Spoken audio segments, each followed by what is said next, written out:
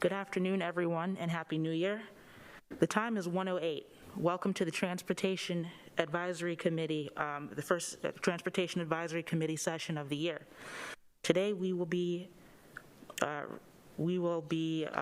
returning to regular order of business, including approving the October and December special session minutes.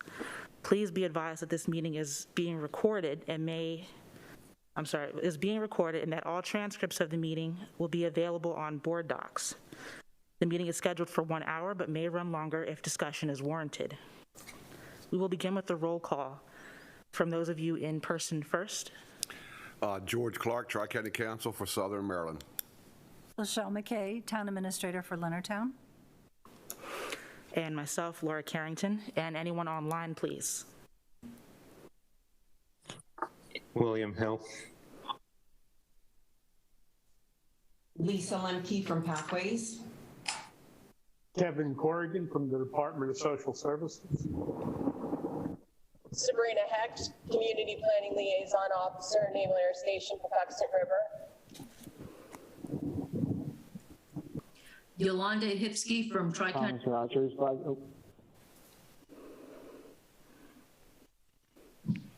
I have Yolanda and Ann Thomas. I'm Courtney Jenkins with Land Use Growth Management. And who was that before Courtney again? This is Ben Cohen with St. Mary's County MPO. Okay. Jackie Wells with the St. Mary's County Health Department and the Healthy St. Mary's Partnership. Shan Chen from the St. Mary's County Health Department, as well as the Healthy St. Mary's Partnership. Hello, I'm Liz Ampieri with Pathways Day Program.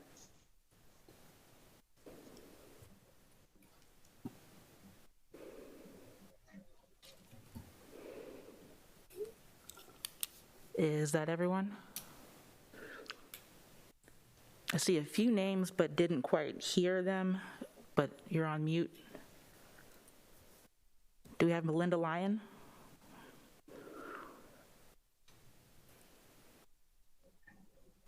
One, two, three, four, five, six, seven, 8. Okay, then I suppose that will do it for the roll call. Our next order of business is to vote to approve the meeting minutes. I trust everyone received a copy. Is there a motion to approve the October minutes? Yeah, I'll make a motion to approve. I will second that motion. This is Kevin Corrigan. Okay. As we do not have our secretary today due to a family emergency, we also do not have his copy of the minutes. I would like to instead submit the minutes that I pulled together in his absence. I sent them to all of you yesterday evening. However, I'd like to submit corrections to the date at the top of the minutes and the hyperlink to the video in the digital copy. Can we have a motion to approve the December special session minutes following the addition of discussed changes?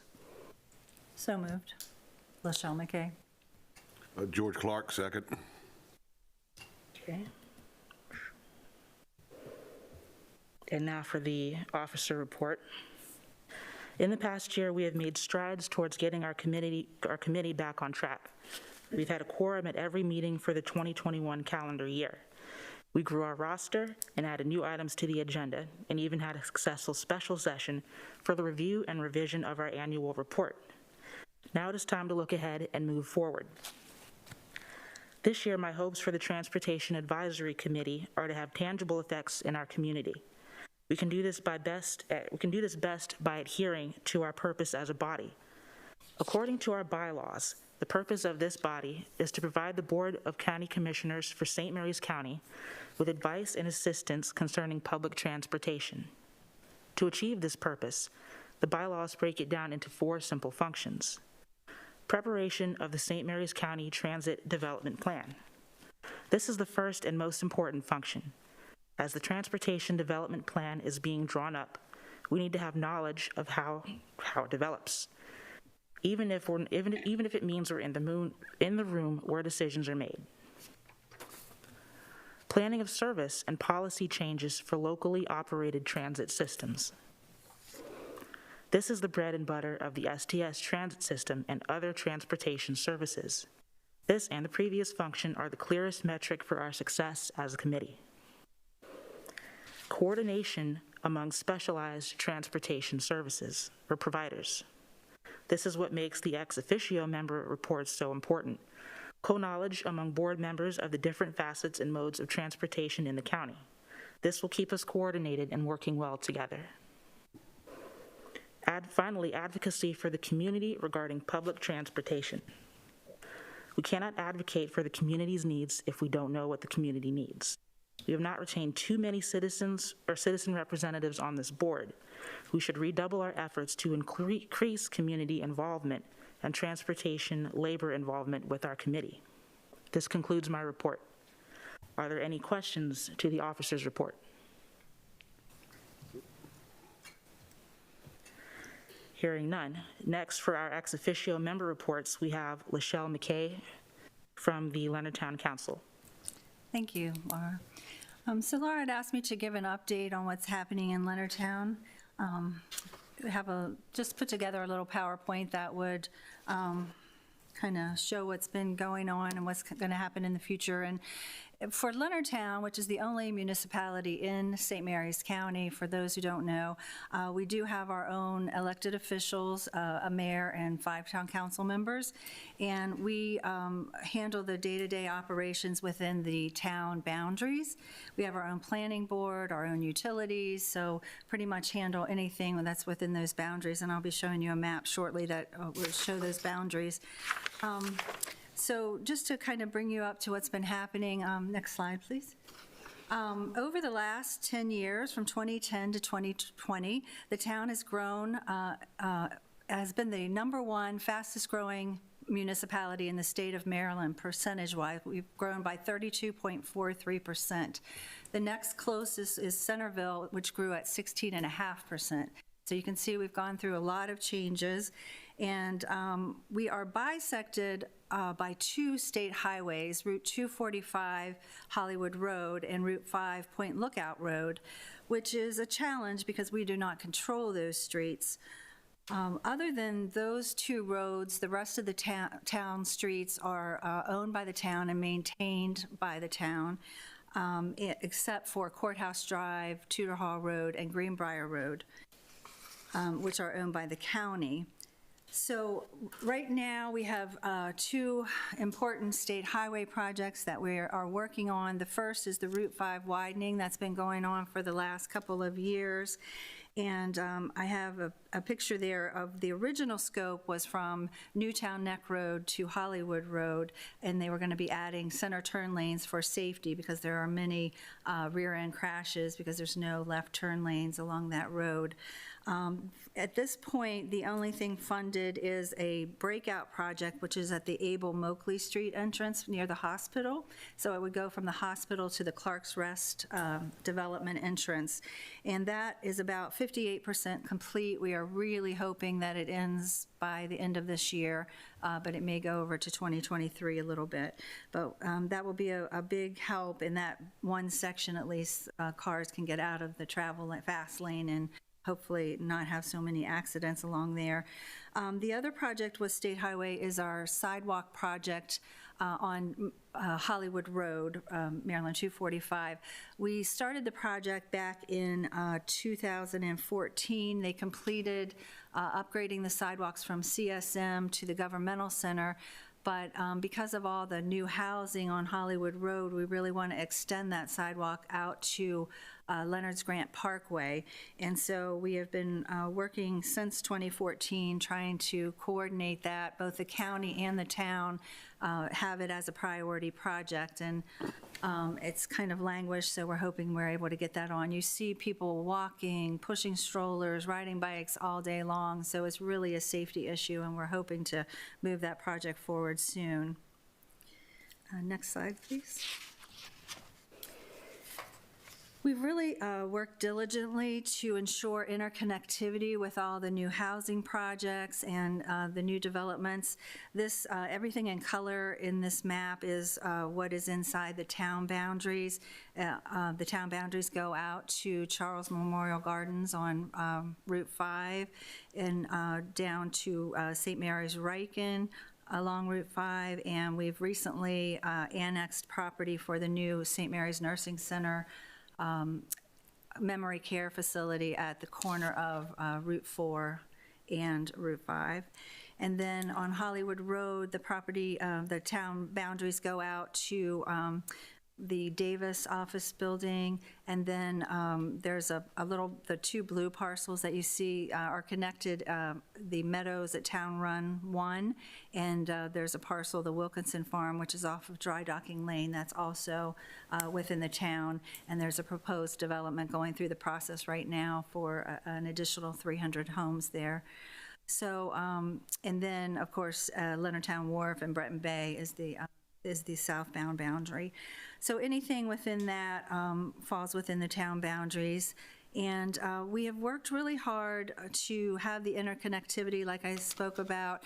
We have Leonard's Grant Parkway that comes off of Hollywood Road by the new library, goes through Leonard's Grant development and connects to Clark's Rest, which then comes back out onto Route 5, which is shown in a lighter color there.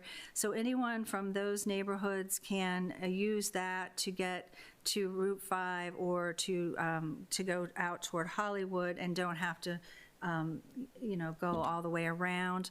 And then eventually we will have a connection through the Tudor Hall Farm, which will go back down to the downtown. So there'll be a complete circular route. You wouldn't even need to go onto Route 5, which currently has about 30,000 cars a day. So it is quite busy.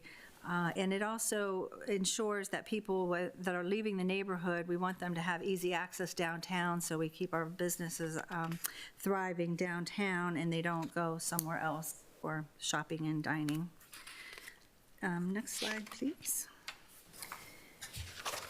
Some of this, because we are such a walkable community and more compact than other areas of the county, is not necessarily car transportation or bus transportation, but other things that we've been working on because we do have a lot of pedestrian and bicycles. And one of the things we did recently was a downtown plan update in 2019 and 2020. We've been incorporating and a lot of those recommendations, and it's been very successful. We just did a new wayfinding signage for pedestrians as well as vehicular traffic. There's a sample there. It shows people, once they're out of their car and parked, how many minutes walk it is to any of our historical locations, the waterfront district, the shopping district, Shepherd's Old Field, and things like that. So that's been very popular. Just went in about a month ago. And also we did a lot of new parking signage to help people who are traveling and coming into town that don't know where the parking is to be able to find it. We've also created more gathering spaces. There's some samples there. Added some shade trees, really uncluttered with old landscaping, trying to create a sense of place and have activity in the downtown every day, not just for our large events. And then we're also working on L-Town Alley, which is an alley network. Next slide, please.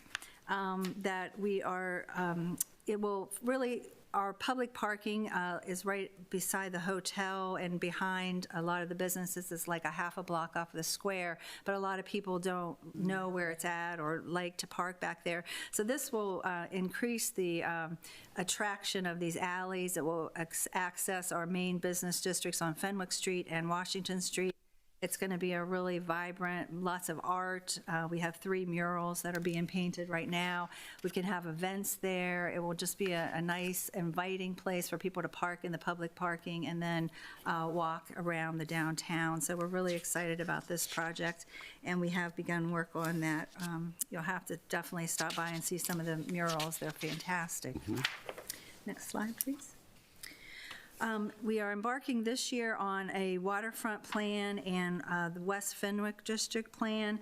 On the the map earlier, I talked about the Tudor Hall Farm. It's a 400-acre parcel that is adjacent to the downtown, so it's the future of the downtown. But I like to show this aerial view because I know when I came here, I didn't know there was water at Leonardtown, and most people don't unless you grew up here. You can see how much water there is. And now, once Leonardtown Wharf opened in 2008, it has certainly become very popular and a gathering place. We recently added slips and a pier there to attract boat traffic, and it's really catching on. We're getting ready to add an additional 120 feet of slips down there this spring, so that will bring another type of transportation to the town.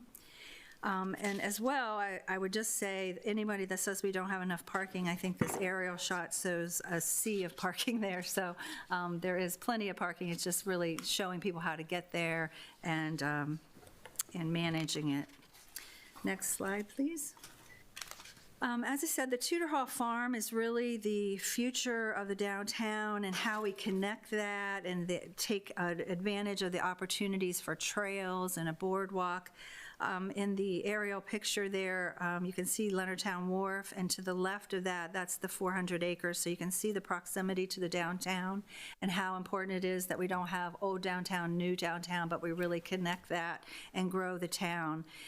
It will have about 2.5 miles of boardwalk and public access to the water, not just the Leonardtown Wharf. So it's a huge opportunity that we're really lacking in the county at this point with public access to the water. There'll also be a series of trails for biking and hiking, different length trails. We anticipate a small hotel and conference center, as well as we have a carousel and storage we want to put on the waterfront. We have an amphitheater, a small amphitheater planned, and a food hall that we're looking at the wharf. And so just a lot of opportunities, and I think there'll be something for everyone, honestly. So it's really exciting. Our consultants will be doing a presentation on this plan in February, so we'll be publicizing that if anyone's interested to see what they're proposing. They've come to town, they've interviewed tons and tons of people. We had a lot of working sessions of what the needs are and what people want. We hear all the time about bike trails and hiking trails, so there'll be a lot of that. And I think they have an answer to what most people were asking for, so we're really excited about that. Next slide, please. And finally, we instituted using a trolley a few times this last year. It was wildly successful. People loved it.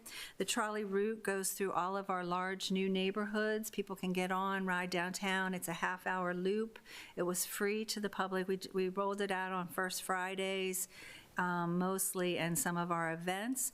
But for this next year, we are looking at trying to have it run on a more regular basis, especially toward the summer season. It goes down to the wharf, and we really want to increase that. I think it's really important because it's a compact area, but it is spread out as well. It goes by the winery, it goes by the shopping centers, and then through all the neighborhoods. And we're looking for any grant funding. If anyone knows of anything that might meet that, they could please feel free to get in touch with me. But a lot going on, and next slide, please. So I'll take any questions, if anyone has any questions. Yeah, I think this is great. I mean, you're leading right to a walkable community, livable and walkable. But have you guys ever thought about maybe a bike share? Yeah, we've met actually with some of the county representatives about that and talked about it. It's been a while, and we haven't really followed up, but great. I think it's a great, we think it's a great opportunity. Yeah, we have added a lot of bike racks around town because we have seen a lot more biking since some of these communities have come in, but we really, the problem is getting across Route 5, so I would love to see a pedestrian access someday, but right now, just having a light at the Clark's Rest intersection, once this connector road goes through Tudor Hall, it will help a lot. Great. To get downtown. Great. Just to add to that, You know, 6 years ago, I was approached by M.MTA to look at corridors. I think you and I talked about bringing commuter bus services to the side of the county. You know, I did a survey 5 years ago to find out exactly how many vehicles were coming to the north side of St. Mary's in the parking lot in Charlotte Hall and Hollywood, and it was an awful lot from the Leonardtown region. But now we're sitting at a 20% ridership because everybody's teleworking. So I don't have any updates on that there, but it's still on the radar. Once we get back to some normalcy and people start getting back to work. So we are still looking to get MTA commuter bus over here. Good.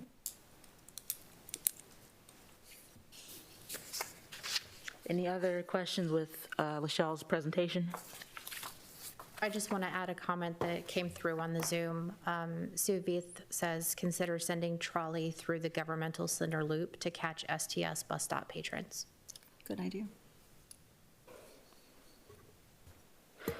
I like it. And now, we do or do not have a staff report? I do, now that I'm here. Okay. Just wanted to make sure. So we are short drivers, as is every other entity in the entire nation, but to put it in perspective, I have 18 of 18 full-time bus drivers. My RPTs, I have 4 of 4. For our hourly bus drivers, out of 26, we currently only have 6.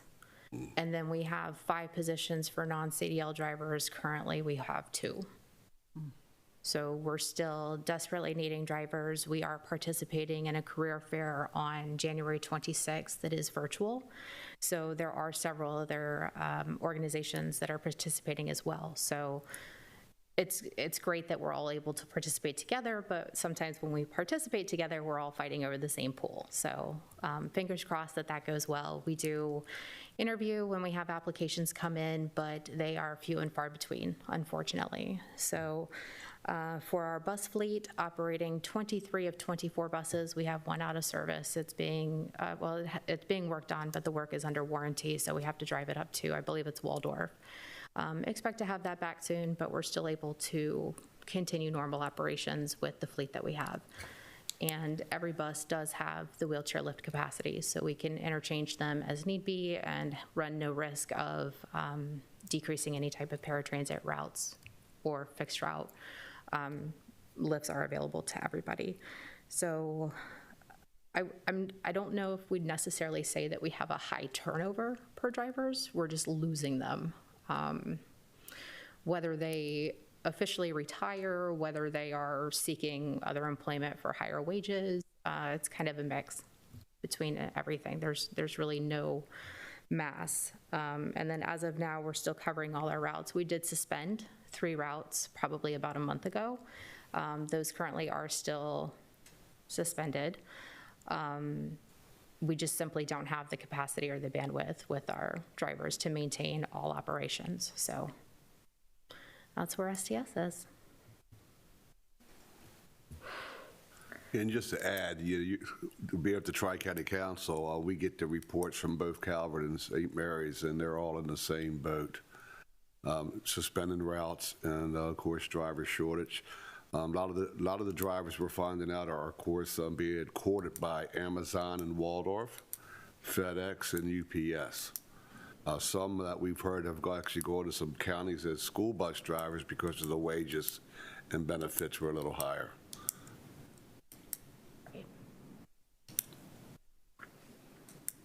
And how can the committee aid in these difficulties? How can we help get staffing up for the drivers, for the buses? To be honest, I don't know. I don't have anything definitive that I could say, hey, could you please help or assist with X, Y, and Z? I guess it's just, a word of mouth. Do you know of anybody? Is anybody looking for, a job, period? We will train, even though we have 5 non-CDL positions vacant. I'm sorry, 5 total, 3 of which are vacant. I only have the capacity with 2 buses that are non-CDL rated. So I can only have a max of really 4. I'm restricted right now. So I will take and train in-house as many people as I possibly can, but I'm restricted by the type vehicle we have for that. So both of them are past their useful life. Both of them are due to be replaced this fiscal year. However, they still have not been ordered because the chassis were unavailable. So I've been told by the time the order is actually submitted, it's anywhere from 12 to 18 months. And that order has not been officially submitted. The order is submitted by MTA, so it's they wait for the chassis, they wait for the vehicles and the contracts, and then they make the order. So I'm past my useful life on my 2 non-CDL rated vehicles, and when they're done, unfortunately, they're done until I take delivery of the 2 new ones. Wow. So if I have one of those buses, and all it takes is, we could have an accident tomorrow and it be deemed totaled, and then I'm down that bus. I don't have the flexibility to say, hey, I need a replace. It's not like when you wreck your car or total your car, you go down to the dealership, you get another one. We don't have that ability. Yeah. I'd say one thing this committee can do is that the Tri-County Council Southern Maryland Job Sources put that driver fare together, is that Yolanda Hipsky, she's on the Zoom meeting, or Allison, I don't know if you have a copy of the flyer yet, but this committee could get it out as well to all of y'all's contact. Yes, that would be helpful. I was just going to say, we have a flyer. I can forward that to the chairperson and for distribution, or to Allison. Just sent out a new one today. And also anyone who's interested in possibly becoming a CDL driver, if they had participated in the job fair, they can get more information about funding that is available for training if you meet some criteria. That's going to be that's on the table as well. Sue had just posted in the chat, considering using school bus drivers. We do. Unfortunately, school bus drivers make more, so a lot of them are not interested. We do have rarely, an application come in that is a school bus driver. We got one fairly recently, and during their morning and afternoon run, they come in and work the paratransit. We currently have 2 of those right now, and that is very helpful. How can we make, this is a long stretch, but how can we make the position of, driving for the STS more attractive? How do we compete with the school system, per se? That is up to county staff, HR, and ultimately the commissioners. So we don't have the ability to jump around and make changes like a private entity like UPS. So right now they fall on the grade and step of what it currently is. So it would mean a reclass essentially to move the pay scale for the drivers. That is something that's in communication now, but then ultimately would be approved by the commissioners. So until that is done, we don't have the ability to increase any of the wages. We have to go by what's posted. It's all about funding and budget. Right. So bearing in mind that this is also partially grant funded. Mm-hmm. Unfortunately, it's every sector is in the same position. Correct. Right. Competing.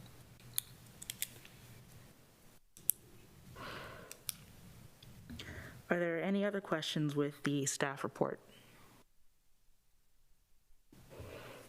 Hearing none. With that, we will commence the officer elections. Newly elected officers will assume their roles at the close of this meeting. For each officer position, I will call for, I was going to go through the roll call and recall a yay or nay for each person present, but because we have so many people online, I think it would be easier to just ask for yays and everyone can speak, then I'll ask for nays for each candidate. And I think we'll be able to conduct the election that way. So we'll start with the secretary position. Guy Bradley is not present today, However, we will interpret the language of his email to the committee as a self-nomination. Are there any other candidates for the secretary position at this time? Hearing none. So are there any yeas to vote Secretary, or to re-vote Secretary Guy Bradley for another term as the secretary officer? That's a yay for me. Okay. I'll submit a yay as Kevin Corrigan. Corrigan. Any nays? Hearing none. So the candidate has been elected. Congratulations to Guy Bradley. For the vice chair position, Thomas Rogers is self-nominating. Are there any other candidates for vice chair at this time? Hearing none. Do we have votes for Thomas Rogers as vice chair? Any yeas? Yay. Yay. Yeah. Yay. Any nays? Hearing none. The candidate has been elected. Congratulations, Thomas. Thank you for serving. For the chair position, I am self-nominating. Are there other candidates at this time? Okay. For the chair position for myself, are there yays? Yay. Yeah, I'll make a yay. Yay. We just trained you. We don't want to lose you yet. Doing a great job. Are there any nays? Congratulations. Congratulations. Thank you. This concludes the officer elections. Your new committee officers are as follows. For secretary, we have Guy Bradley. For vice chair, we have Thomas Rogers. And for chair, we have myself, Laura Carrington. Our next order of business is to vote to approve the annual report to the commissioners. However, I recalled that in the special session, we actually already voted to approve of the report following the revisions discussed in said meeting. And I would actually suggest that we strike this step from the agenda. Well, I'll make a motion to strike that because it was voted on in the special meeting. Second. George Michelle. Okay, the Right, report. Kevin Corrigan, second. I'll second that. Okay. The report is approved and will be delivered to the commissioners as soon as Guy Bradley returns from abroad. Moving on to announcements, the next meeting is April 21st, 2022 at 1 p.m. at the same location, the Commissioners Gallery Room, Chesapeake Building, Leonardtown Government Center.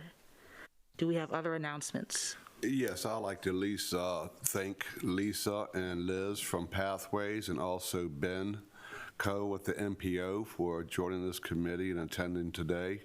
And hopefully we'll see you at the next meeting. But thank you guys very much.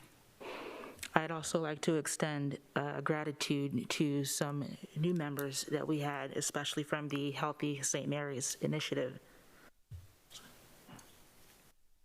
Are there other announcements?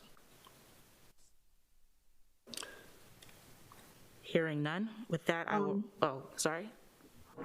Actually, this is Sue Veith. I'm the chair of the Healthy St. Mary's Environmental Action Team, Environmental Health Action Team, and we have set as our 2022 goal is to start looking at transportation initiatives that could help improve environmental health and access to facilities. And so we would be interested in maybe sitting at a future meeting with the group and discussing the ideas that we've come up with thus far and possibly, working on some issues together. Some of the items have involved things like improving access to locations where food is available. We've done a map that's available online through the Healthy St. Mary's Partnership website that locates all the food resources, and we're starting to do analysis to look at where the food deserts are. And so trying to address some of those issues through transportation is part of what we'd like to work on. It's great. Jackie, did you 100% have looking anything to forward to add? that. I don't think I have anything to add. That's a really good, just kind of brief overview of it. We're just looking forward to hopefully seeing what we can do as a partnership moving forward and seeing how we can kind of partner with this committee.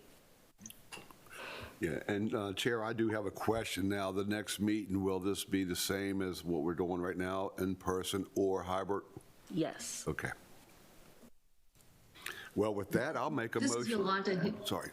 Go ahead. Yolanda. I'd like to also just mention that right now Charles County is reviewing their draft feasibility report for the Indian Head Trail feasibility study that they've been doing.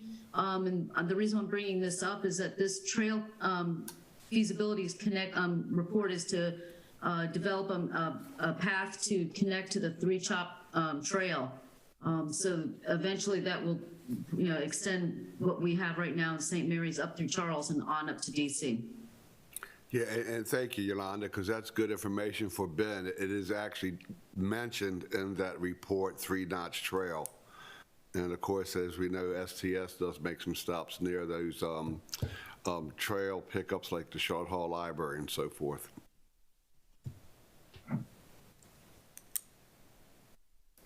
Okay. Certainly, I'm looking forward to engaging with both those things, especially the Healthy St. Mary's environmental, I'm sorry, I've forgotten the entire name. It's the Healthy St. Mary's Environmental Health Action Team. Right. And the the Indian Head Trail feasibility study. So I hope that this committee can remain involved with those efforts going forward. Yes. Sue, a quick question. Are you also will be attending the MPO meeting? Yes, I am. Okay. Great. Just let me know when. You heard it, Ben.